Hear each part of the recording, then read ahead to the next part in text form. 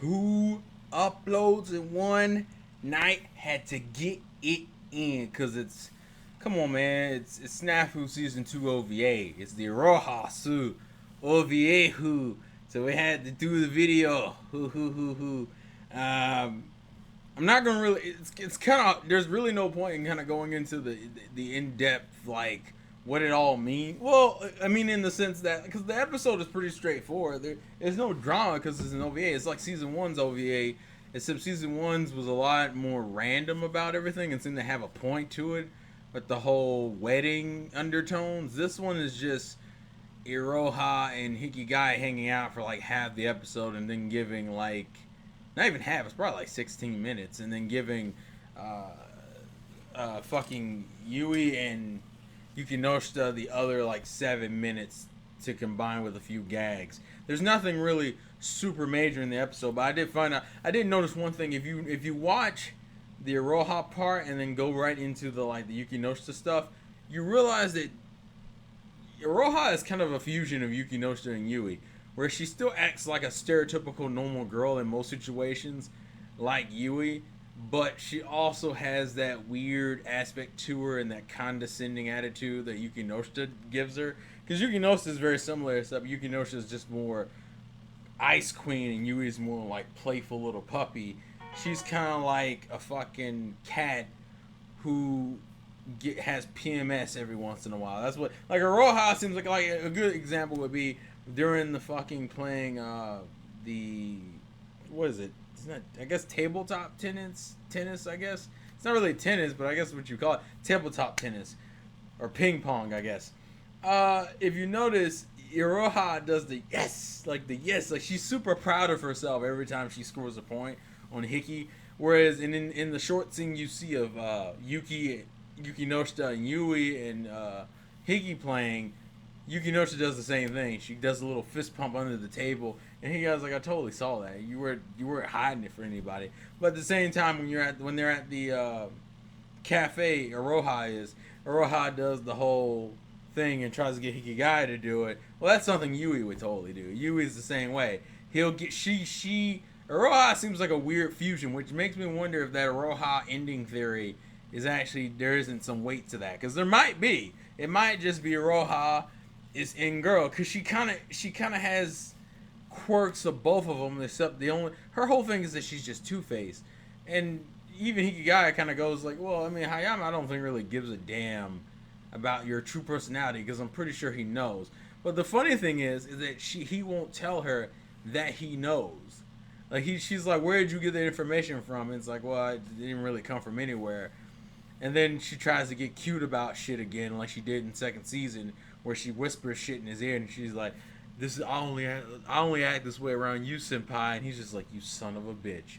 And that's one thing about Roha that I think a lot of people like. She's very foxy. Like she's playing the game. It's like, bitch, you think you trying to be cute, and you are cute. That ain't the fucking point. You getting a little ahead of yourself. We're gonna have to watch your ass. You getting a little too up there, motherfucker. I'm not having this shit. that's what it feels like. And also, Hikigai is probably the most perverted I've seen him in the entire series. And it's not even like we see inherent fan service. There's just a lot of fan servicey references throughout this whole episode, with Iroha and them playing the ping pong match. And even though you never get like an upskirt shot, they keep having the camera focus on the skirt while she's moving around, and Hikigai getting distracted, or the obvious Hikigai gets weirdly embarrassed when he's too close to a girl. They even do it with fucking Yukinoshita and Yui. Like, Yui's holding like a puppy, like a dog that looks very similar to Sable, the dog that she already owns. And the one thing Hikigai seems to notice is like, oh look, it's like, man, he's snuggling into her boobs. Or even when he walks out and he's waiting because not Roha, but Yukinoshita and Yui are like not trying on dresses, but kind of trying on dresses.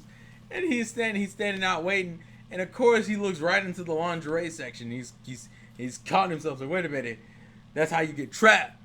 But I am a boy and I am of age, so it's only natural. And then Yukinoshita catches him, and he's like, oh shit. Also, we found out that just like every other flat-chested girl. And they brought a joke up about this in season 1, 2, back with I used to call her bitch face. What is her actual name? Yumiko, I think is her actual name. Yumiko, I think. With the whole Yuki Noshita has like a slight boob complex. It wasn't a big deal in the first season because she didn't even get it until like the end of the gag. Like the gag was her not getting it until way too late because Yumiko walks by and she's like, I win, and then fucking Yuki Noshita's like, what? And then they all start talking, and she's like, and then she realizes she's like, it's like, well, who judges people by breast size anyway? Well, here we can tell that she's legit self-conscious about her boobs, and the Hickey guy catches her being self-conscious about her boobs, and he's just like, okay. They also kind of played on the whole her loving cats, and the Hickey guy thought he was being a gentleman because she was crouching down, and once again her skirt is low enough to where you wouldn't have seen anything. And for some reason, she felt the need to like be like, well, Hickey guy felt the need to be like, oh, I gotta protect her from people peeping. I'm like, you're the only guy thinking about what's under Yuki Noshita's skirt. 10 out of 10, best OVA. Aroha's scenes were pretty interesting because you got to see different sides of her. Like Hikigai introducing her to ramen, Aroha catching him off guard multiple times, and the whole thing about girls are usually mixed with multiple things, like with like a sweet and a sour spot, but also something else, like a third thing.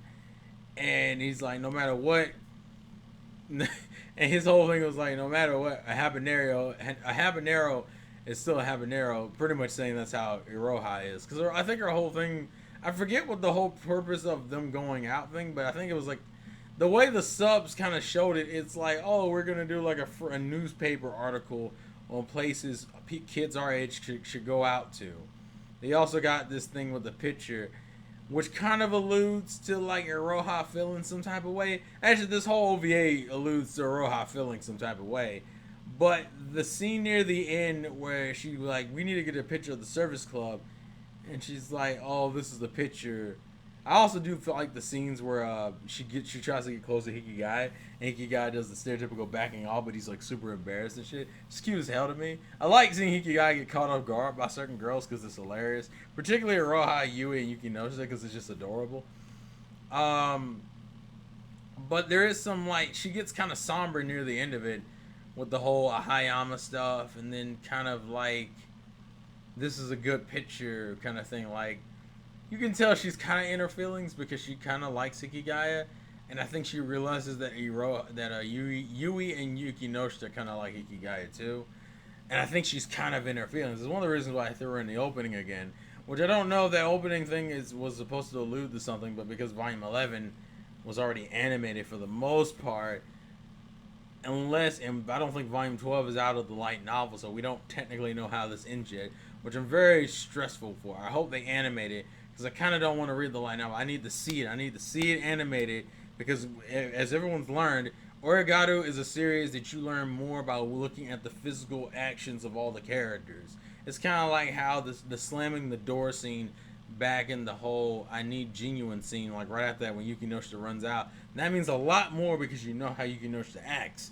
That doesn't make any sense in the context of like a normal anime. It's like, oh, it's just a dramatic scene. No, that means a lot for the unshakable Ice Queen Yuki Noshita to do that. Or even her like look she gives Hikigaya, like the please save me look. Also, considering the anime left off on the cliffhanger of we don't know what your request is, Yuki Noshita, the OVA I think takes place probably before that, I guess. It would probably take place like right before Haruna says that sideways shit, but like after the whole Raimi stuff and the whole I want something genuine. I don't think this OVA takes place during like after the end of season 2. It obviously takes place in the middle near the end of season 2, but it's still within season 2. It's not like season 3 or season 2.1 shit. It's like season. Actually, it probably would be season. No, it wouldn't. It'd be like season 2, episode 11.5 kind of shit. There's not too much else to really discuss and analyze in the OVA. It was just a nice, chill OVA with some slightly depressing undertones, which is kind of Snafu's foray because of Snafu's very sad but realistic subplot that I love so much.